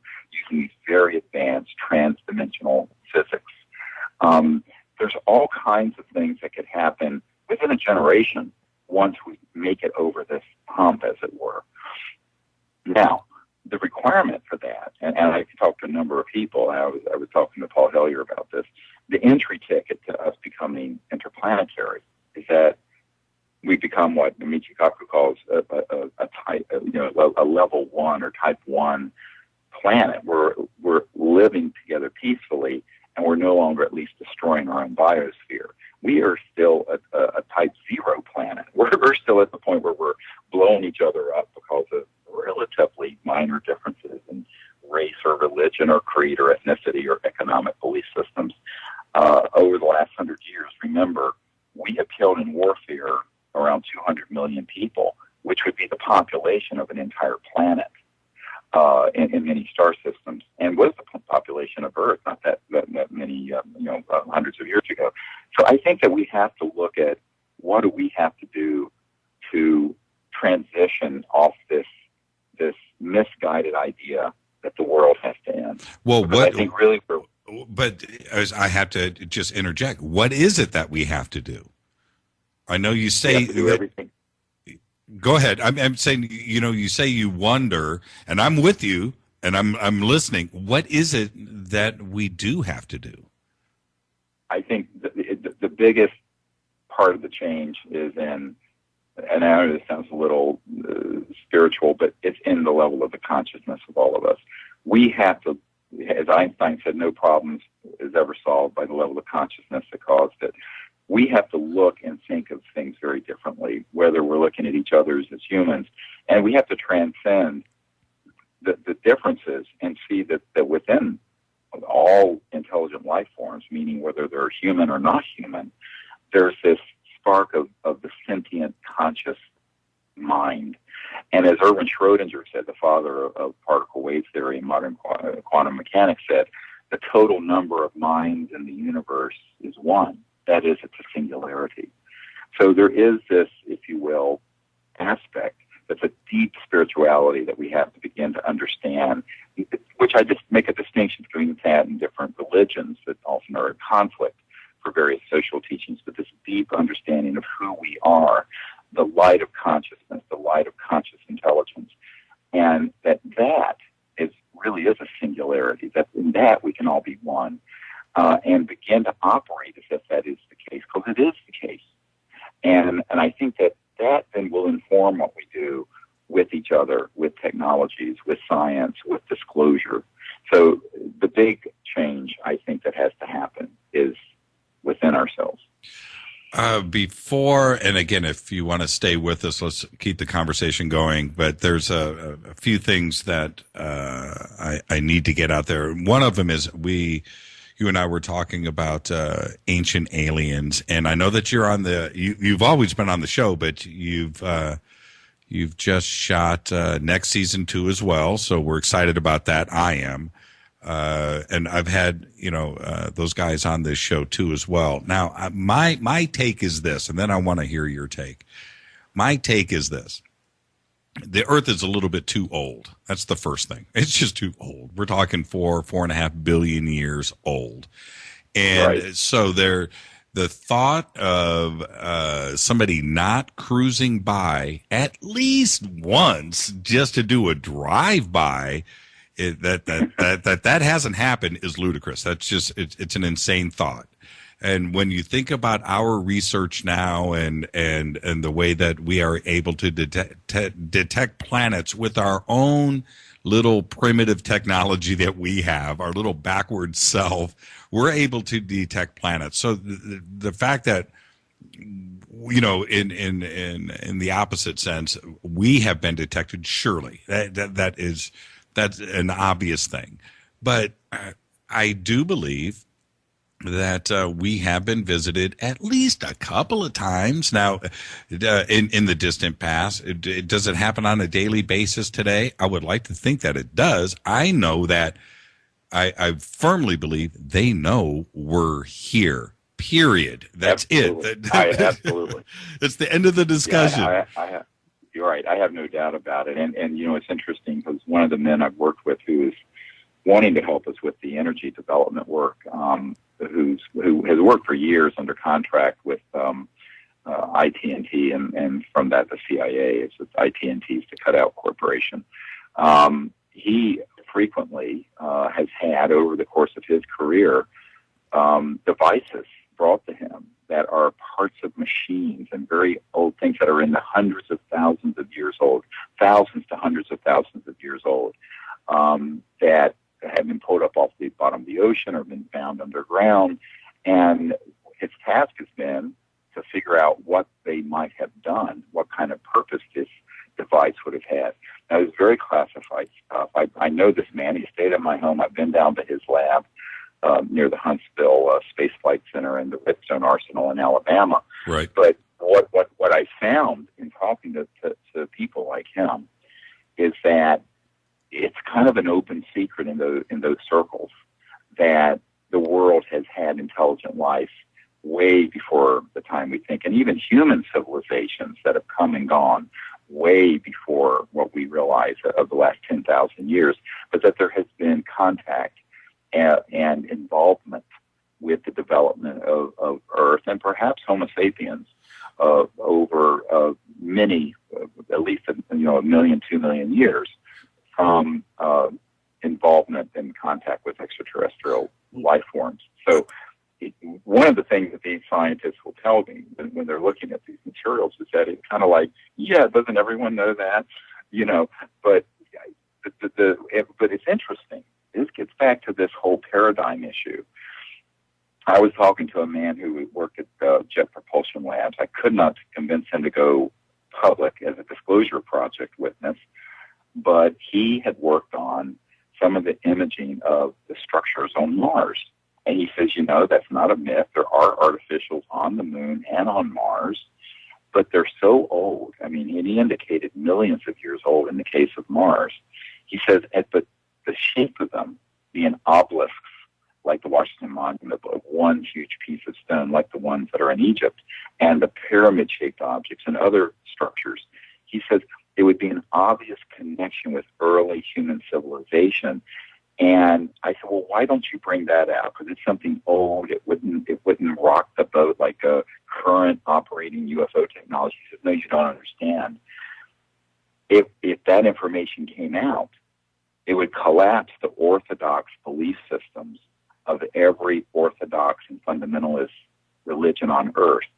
And I said, well, that's fine. It's just an evolution. He says, no, you don't understand how powerful those groups are. Now, this is a Jet Propulsion Lab scientist, not a theologian telling me this. It's very interesting. What was and I'm going to get back to that thought. I'm going to finish that for you in a second. But what was the device that, do they know what the technology was and how old it was? I mean, what it was used for? Describe, just saying device to me is not good enough, Dr. Greer. What was it? Well, in other words, I mean, if they would find, under the ocean or in the ground, some very, very old metallic alloy, obviously manufactured item that was hundreds of thousands of years old. Right. And that's what they were finding. And some of them were very small parts, some were bigger. And this man had been involved, amongst other things, in studying what they might be able to do. The man is truly an electromagnetics genius, an engineering genius. Mm-hmm. So, kind of like Nikola Tesla was, but, 100 years later. And I think that what you realize, and when you talk to people like that, it's not just this isn't one or two things that have happened, but that there have been a number of cases where these sort of artifacts have been found. Now they get hoovered up by the intelligence community because, again, they don't want people to know this stuff. So I think there's a whole sort of forbidden archaeology and an ancient history of Earth and even humanity that just shakes the paradigm of the conventional wisdom too much, just like the technological and macroeconomic part of the modern UFO material does. And I think it's all part of an ongoing myth and set of deceptions that need to be addressed. Now, my main concern is the now and the future, but certainly in my career over the last 20 years being involved with this and meeting with people like this from very deep inside covert programs, it's clear to me that there's an ancient connection between Earth and other civilizations. And if you look at the Native American and other Native peoples around the world, these sort of accounts are all throughout. In Africa, you know, some of the tribes feel that they actually came from Sirius. The Cherokee feel that and by the way, Shenandoah means daughter of the stars or daughter from the stars. That's right. So there are these sort of stories that go throughout traditions all over the world. And I think that they're based in some fact, although they may have been embellished and mythologized over the centuries or thousands of years. But they're at the core of it, I think there is something there. Now, that's less clear than a modern daytime UFO photograph or video or a military person like we have on our website talking about what they've handled and seen. But it's still very important because I think we have to understand our past and maybe ask the question, why have our origins and our past also been kept secret? What are they trying to hide? What are they afraid of that we might realize who we really are? And I think when the day is done, we're going to realize that we're all cosmic beings. I have said so many. This is I have one or two missions in life, and one of them is I firmly believe that we have a gap between 12,000 years ago and 5,000 years ago. This big, empty, dark ages. I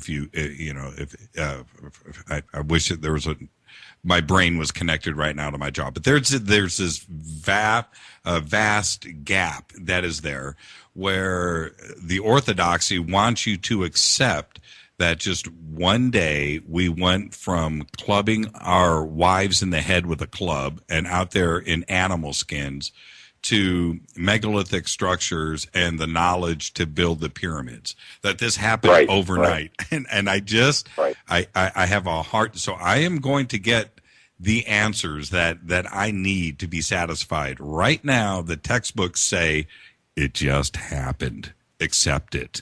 You know, and I'm going to get to the bottom of that. I want your opinion on that. And the second thing is this, and I would like your opinion, is I feel that the mass hysteria, anarchy, lawlessness in the street, religion's collapse attitude that is out there, I think it would be the exact opposite.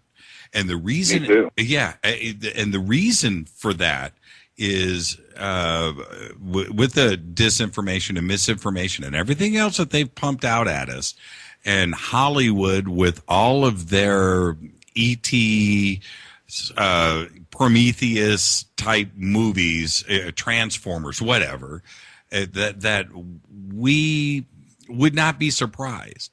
It just wouldn't, and it's information that we're asking for. And if we get that information, we can just put it to bed and we can move on because the question is answered. This whole thing about religions collapsing and government and turmoil, no, I think it would be exactly 180 degrees in the opposite direction. But I remember, it's a whole divide and conquer mentality. You know, people who want to maintain control often demagogue issues to divide people, because if they can stay divided and in fear, then the people who are despotic can remain in power. Exactly. And that's true of whether it was ancient Rome or whether it's true of what's going on in the world today. Mm-hmm. And I think when people realize that there's this connection that we have with each other that is deep and truly spiritual, but also with these other civilizations that's very ancient, people are going to realize we have more in common than we have in difference. But then how do you explain spending $1 trillion or more a year on warfare and armaments if peace breaks out? You know, I had someone once at the Pentagon say, heaven forbid the peace should break out, we'd all be out of business. Right. So, you know, it's not that there aren't proclivities of humans to divide and conquer, but that proclivity ends up being exacerbated deliberately by the controllers and people who want to demagogue one issue or another to divide people. And I've seen it happen on the UFO subject and in the UFO subculture, frankly. And I think that's what has happened with organized religion, with big political systems. It's this tendency to want to do that. And I think that if the truth were known about all of this, people would come together and not, as Reagan suggested, that we unite against a common alien threat, like he said at the United Nations, but that we unite in peace on this planet and that we enter an era of interplanetary contact and interplanetary peace. So I think that that's the big next chapter after 2012, if you want to look at the Mayan calendar. That is the challenge before us, and that's what we have to work towards in many different avenues. And people all over the world of goodwill are working towards that. But there are always these other interests who want to keep people in fear and divided, because if people are afraid, you can control them. And look what happened after 9/11. I mean, the Patriot Act, things were pushed through that they could have never gotten through ever without people being in absolute fear and terror. So, you know, fear is the mind killer. And people take leave of their senses and go to this dark place in fear and insecurity. And that's one of my big concerns when I wrote the paper, When Disclosure Serves Secrecy. It was this, you know, thing that was warned to me years ago by some senior people in this so-called majestic, this cabal that runs all this, who said, look, that's the real thing that eventually they're going to want to pop on the public. They're going to want to present that there's a threat out there. And let's not just unite the West against something, against the East. Let's unite the whole human race against a threat from outer space, which is exactly what Werner von Braun and others have warned us about. And I think that's why we have to sit back and say, how much of the information that we're getting is spun by these controllers to manipulate people into fear and hatred, which has been the bane of human existence, and the way that despotic people have controlled the masses for thousands of years. We have to change the way we're living fundamentally on this planet if we're going to survive. How do you explain, and this is, you started to touch upon that, how do you explain the success of programs like Ancient Aliens today? I'm not too sure if even with Von Daniken's work and the hysteria that his books created in 1970 and the original Gods movie. But how do you explain what are we on 7 seasons now of Ancient Aliens? How do you explain that type of success?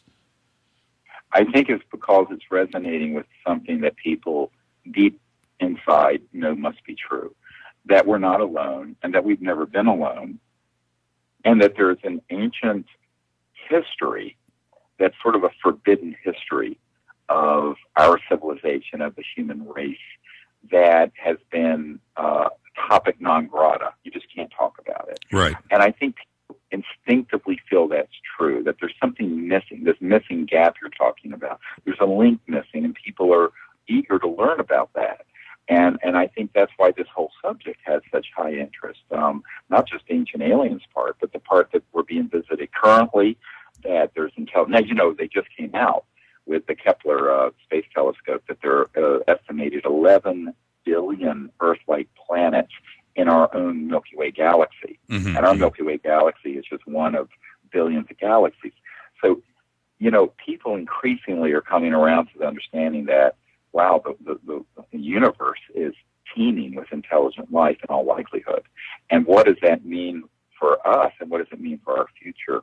And I think a lot of people who, you know, I had one of Bush's sort of the consigliere for Bush's nuclear and energy policy that I met with a few years ago, and we were at the University Club up in the White House in Washington, and this was an old guy, an old Harvard Law Review guy, and we were talking. He says, look, it was very funny.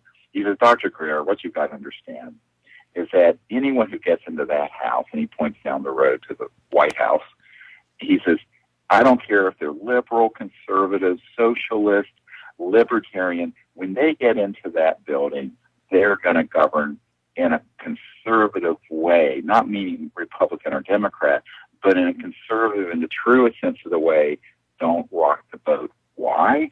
Because no one in that position wants to manage that big of a change. And I said, yes, sir, I understand that. I said, I had an admiral tell me once, who was the guy who was in charge of CONUS, Continental United States Security. Mm-hmm. And he says, yes, everything you're saying is true, but it's too big of a thing for me to manage. I just want to get out of this command and retire and go fishing at my place in Montana. So I think that people have to understand that there is this tendency for people in powerful positions, and it's sort of there's what I call this the banality of evil, to just let things be like they are because they don't want to rock the boat too much. But one thing I pointed out to this advisor for Bush was that, yes, but staying where we are is that we're headed on a trajectory of complete social and environmental, geophysical, and energy meltdown in our lifetimes. And I said, it isn't like running around the 1800s with muskets and what have you. I said, we have got to deal with these issues, and kicking the can down the road, which is what Washington likes to do. Right. He just won't do. He said, yes. But he says, but the truth is, he says, good luck with what you're doing. The people who are in powerful positions, they don't want to be managing something that is that much change. So that's why, if you look at big change in history, Jimmy, over the last few thousand years, whether it's the Roman Empire or what have you, the changes that happen, the early Christian era, they all come out from the side, not from the centers of power, not from the wealthy, not from the elite. It comes from a beginning of people out there that then catches on, and it becomes something that changes the course of history in the human race. And I think one of the mistakes people frequently make when they ask me about Disclosure Project, they say, when is disclosure going to happen? I said, well, we're doing it. And they don't understand what I mean. And I said, we're doing it. We're identifying people to come forward. We're educating each other and our leaders. I mean, they're humans too, even if they are members of Congress. And so, I said, that's why we have to do it. And I said, I think it's a mistake for us to wait for the president to act, or the Congress to act, or the UN to act, or big corporations or Silicon Valley to bring up these technologies. I think the people who know about this need to come together and create this movement of change. And that's how all evolution, some would say revolutions, have happened. And this can be a peaceful revolution, but that's how it happens. It's very unusual that happens from the center of power. Did you get Stephen Bassett's release that he sent out today from PRG? Yeah, sure. Okay, so now it's March 31st is the date, I guess? Yes, and, I've been, Bassett was introduced to all this by me back in the early 2000s, and one of the things that I've always consistently done, a lot of people don't know this, if you look, we have a 2-hour DVD you can get on our website with, a few dozen of these top secret military people, and in it is about a 500-page presidential briefing document. Every single member of the Senate and House, back when we launched the disclosure movement in 2001, had that hand delivered to them. I personally gave it to many of them. I mean, Ted Kennedy took one and walked off with it, because we were there with him. So we have been doing that educational effort, and it needs to continue. Well, I'm saying, this is not to say that shouldn't be done, and that we shouldn't hold our representatives accountable for dealing with this issue. I'm just saying that don't put all your eggs in that basket. Be sure that you understand that really disclosure, contact, and bringing out these technologies, that's primarily going to be done by us. It isn't going to just be we're not going to hand off this football to the Senate Intelligence Committee, and they're going to take care of it. That's the least likely way this is going to happen. Right. Well, it's got to happen on multiple fronts at all of and continue. You've got to keep your foot on the gas, but you run into a dangerous situation if you don't do it. If you like SETI, not CSETI. Let's talk about SETI for a second. I've had people come on this show that just think that is an awful waste of money and time. We should put that money somewhere else. And my argument, if you don't do it, if you don't put the effort out there, then you definitely, the worst happens. You don't know anything. So you have to, and what Stephen Bassett is doing, and I've got to say, he's a man on a mission, just like yourself.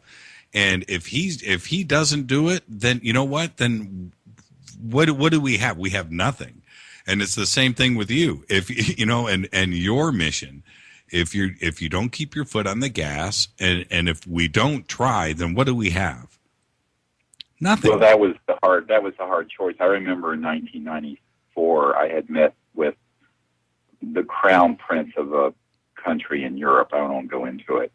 And I was so depressed after the meeting, and so many horrible things were going on in my life, and dealing with this issue. And there was so much stress that I vowed that in 1994 I was going to get out of all this, and I was going to just shut it down.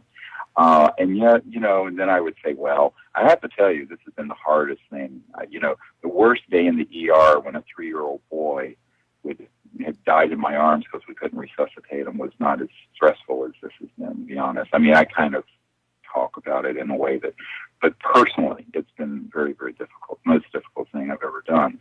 And I think that's part of the backstory that, someday might be told. But I think that's what you're saying is true. You can't give up. I remember when Edgar Mitchell turned to me when we had our first gathering in California at Asilomar of cosmonauts and astronauts and military witnesses to this. And Edgar Mitchell turned and pulled me aside at one point. He says, Dr. Greer, you just have to put one foot in front of the other and don't give up and never look back and keep, because it's that kind of task. It's very, very difficult. And, it's, there's the frustrations are huge, frankly. But it has to be done. And so that's why we need more people, like you're saying, going out there and doing it. Like Paula Harris has done a great job helping do this throughout Europe. And there's so many wonderful people around the world working on this. And I think that, what we have to do is keep that going, but we need to come together more as people who are interested in this need to sort of walk the talk more. And it's easy to be entertained by this subject. It's very hard to do anything about it. But once you start doing something about it, it's actually kind of exciting and fun. I mean, even going out under the stars with a group of people using these contact protocols, and suddenly something appears and floats over the group and then dematerializes. Wow. I mean, people live their whole lives to see something like that. Right. And now we have thousands of teams out there doing it. So I tell people, get off the smartphone and out from in front of the computer some and turn off the TV and go out and do something, and it's actually really exciting. And I think when people do it together, it's easier than trying to do it alone, and to join with other people. By the way, we're about to come out with a free app so that everyone who is a CE5 ambassador, meaning close encounter of the fifth kind ambassador, who goes out and attempts to make contact, will be able to connect to everyone else in their community on a free app. That'll be kind of like a GPS. Your smartphone will just hook you up, and you'll be able to see who's in your area. We're putting the finishing touches on that, so stay tuned. And people who want to be part of that, you can get our newsletters and everything for free. Just put your email address in it on our website at SIRIUSdisclosure.com, and we'll notify you when that's finished. But I have the beta test version on my smartphone right now, and it's really cool. It'll be great for people who want to do this and go out under the stars and connect with each other in different communities. And it'll be global. You can be, if you travel to Malaysia and want to meet up with someone, you'll be able to use it there. And for everybody, just again, the links are there at jimmychurchradio.com. You can go straight over to Sirius Disclosure. And if my memory serves, there is a CE5 tab right on the top of the page. So what's coming up in the next, you're one of the busiest guys. You're literally, for lack of a better term, you're one of the rock stars of this industry, and people really look forward and listen to everything and they hang on your every word like I did tonight. What are your plans for the year? I know you're booked up constantly, but what's going on? Well, the big thing, one is this app. The other is that we're going to take an expedition that's a training expedition for people for a whole week up in the mountains outside Tucson. I mentioned this earlier, where we go out every night out under the stars as a team. So people who want to sign up for that information's up on our website now. We're going to do that a few times through the year. We're continuing this briefing process. I mean, I can't, with some of these world leaders who have surfaced in the last 5-6 months since SIRIUS, last 5 months since SIRIUS, the film came out. And I'm actually down here in Florida talking to a New York Times best-selling author who wants to work on a follow-on feature film about this subject that would educate, even millions more people. So we're looking at putting that together, and then we're also looking at very eagerly with hoping to get the resources in place to develop the new energy. We haven't talked about that, but one of the purposes of the entire SIRIUS film movement is to get the awareness out there, but then also get the funding in place so we can have sort of a civilian version of the Lockheed Skunk Works, where we develop these technologies, but the development would be streamed online on Ustream or something. And my view of this is that anyone listening who knows about these technologies, if you've got something operational, do not patent it. Do not keep it secret. Get it into multiple hands and get it out there as fast as you can. There's no way to do this in the normal intellectual property technology world. These technologies need to get out. They need to get out quickly. So what I want to do is develop an open source research and development lab with some of these brilliant people I've met over the years, and just basically bypass the big aerospace and governmental entities and bring this technology out, but to do it with the full participation of the public, meaning, as soon as we have a eureka moment on a technology, it's seen by everyone on the internet, the technology is dispersed, multiple centers around the world reproduce it, and it begins to come out in some form. So my view of this over the last 10, 15 years has reached the conclusion that that's about the only way you can do this. If you try to do it the way inventors have done it over the last 50 to 100 years, you're going to end up dead like Stan Meyer or die a bitter man like Nikola Tesla. We have to learn from history if we're not going to repeat it. So that's a big project we're launching also. This question just came in right now, so I'm going to sneak this into you because it's actually this is a listener that's listening in real time. Our planet is dying. Dr. Greer's associates have not yet been able to duplicate the work of Tesla and others in creating zero-point energy devices. I don't agree with that, but in order to help humanity save our planet, why don't the ETs simply communicate telepathically or through dreams to scientists and engineers on how to develop these free energy systems? Well, again, that question assumes a fact, not an evidence, to use a legal term. That has happened. Let me give you one example. There's a scientist I know, brilliant guy, an engineer. Back in the 70s, he developed exactly a device and did have these kinds of experiences with ETs, where he got inspired. In fact, when he would be working on a technology, if he was getting something wrong, one would kind of phase in and materialize and move an instrument to show him and then disappear. Now, this is a true story, and the guy is very credible. It sounds science fiction. As soon as he got something operational, he wasn't even going through the patent route. There was a knock on the door. Some goons showed up with a national security order. They seized the technology, and they told him, "You're working for us now, or you're not going to work for anybody." Now, he had his own company dealing. This was 40 years ago. Mm-hmm. I know this person very, very well.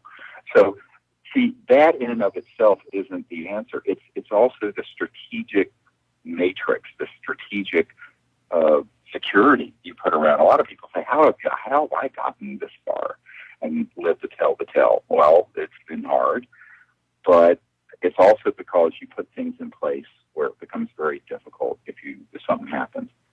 The secrecy that usually surrounds doing a technology like this, which is normal. Inventors want to keep it secret. They want to get their pay. They want to patent it. They want to do all the conventional stuff. They want to get venture capital that they attract.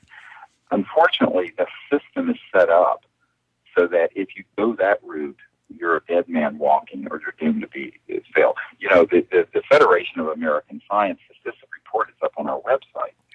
3 years ago, in 2010, in the fall of 2010, said that there are 5,135 patents that have been seized under the national security orders. At least that number. Now, these are things that went to patent, and many of them are energy related.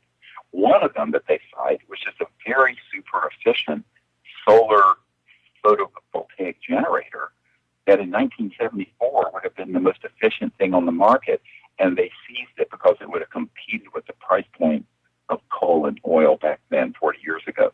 So you can't, if you try to do these technologies, if an ET lands and hands you something, and you try to bring it through the system the way people normally do, and this is the normal, customary business and legal model for a new technology, you will fail.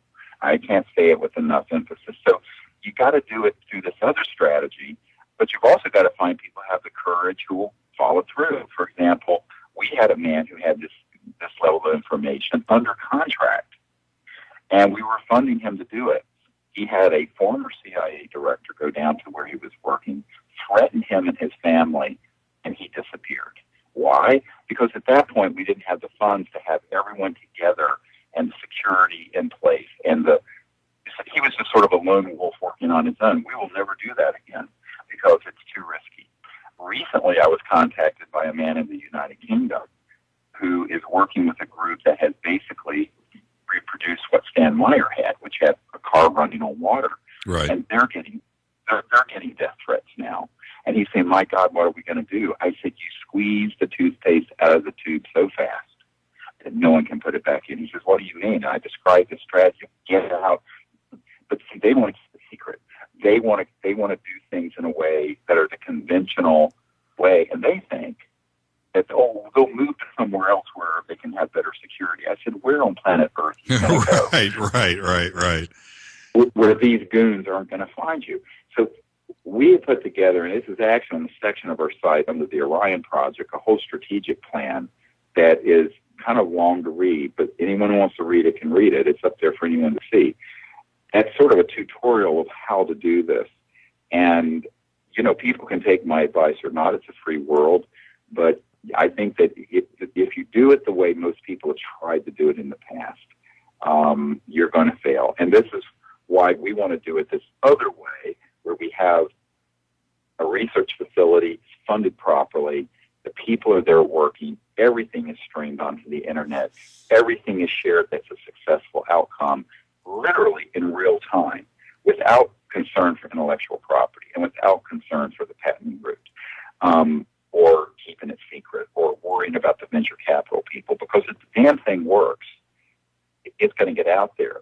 But if it's strangled in the cradle, the way Stan Meyer's stuff was strangled, or if it's other scientists who now works for some three-letter agencies, stuff was strangled, then we're going to be in the same mess that we've been in for almost 100 years. And remember, Faraday, there were all kinds of breakthroughs in the late 1800s, early 1900s on this issue of a 0 point. They didn't call it that.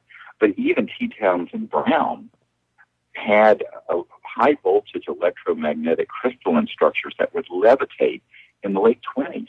That's right. And so that is absolutely true. Mm-hmm. So here we are, 50 to 100 years later, spoiling our nest, and the planet's dying. And again, half the population of the planet is in horrible poverty. So as a compassionate thing, we have to do this, but we have to do it wisely. And what hasn't happened is that the strategic knowledge that I've learned the very, very, very hard way, if you read between the lines of what I've been sharing tonight, has to be incorporated. Whoever wants to work on this, and I'm a doctor. I'm not an engineer, and I'm not a physicist. But if you're going to do it, you better, strategically think this through and not make the mistakes that have been made over the last 100 years. Well, I'm going to thank you first off for sharing and extending another half hour, because I know your schedule is such that I just want to say thank you first off. Well, you're welcome. It's been great speaking with you. Yeah. But second, how do I get rid of this cold? Get plenty of rest.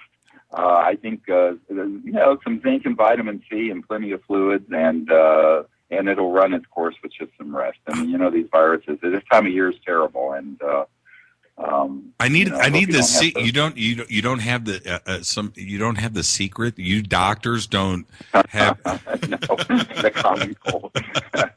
Actually, probably these advanced electromagnetic systems would fix that. One of the things I've always joked about, I'm a doctor, and I haven't been focusing on electromagnetic medicine, but I can tell you that the same thing that allows something to go from one star system to another applied into a healing system, we could probably heal every disease that we have on this planet. But one of the things I say to people, if the planet dies, it doesn't matter if we cure a few diseases that are afflicting humanity. We have to triage this, to use a good ER doc's concept. And the first thing we have to do is fix this larger problem, because we really are killing Gaia, the Earth. The Earth Mother is being destroyed by how stupidly we're living on her, and it's completely fixable. This is, it's a solvable problem, but it can't be solved by one person, and it's got to be done by a lot of people who understand the implications and how to do it well. And that's, all I can do. At this point, I'm getting up there in years, and I have 7 grandchildren. The 7th one just born 2 weeks ago tonight. I just think, I have to do what I can do, but it's going to take a lot of people working together. Well, you're in great shape, by the way. You look good. I mean, I had no idea nobody would think that you had 7 grandchildren. And I know. I still bench 410 pounds. Yeah. I love working out. There's a scene for everybody out there. When you watch SIRIUS for the first time, just remember, plug this into the front of your brain. The opening scene of the movie is you walking out on stage, right? And a true electric moment with the crowd and everything. But your shoulders with the camera from behind you, man, It's my own little. It's my stress management program, to be honest with you. It's how I manage the stress. I'm not making light of it, man. I mean, you're in really great shape. Okay. I'm gonna leave. I'm gonna leave with this. There's a quote that I read with you years ago, and it's always stuck with me and resonated with me. So I just want to. I'm just going to read this quote because I think it's great. It is. And I quote, "My meetings over the last 9 years with covert operatives who have worked on UFO-related programs have introduced me to some characters right out of a spy novel and then some." End quote. I'm a jealous guy, Dr. Greer. You've lived a great life. And thanks we'll trade places maybe at some point. I think I could do with a little less excitement. But I hope you feel better, and thank you so much for your interest and help. I appreciate everything. I'll be in contact next week. Let's do it again. You have an open invitation here on the show. And again, thank you. Be safe out there and stay warm down there in Florida. All right. Thank you. Good night. You too. Good night.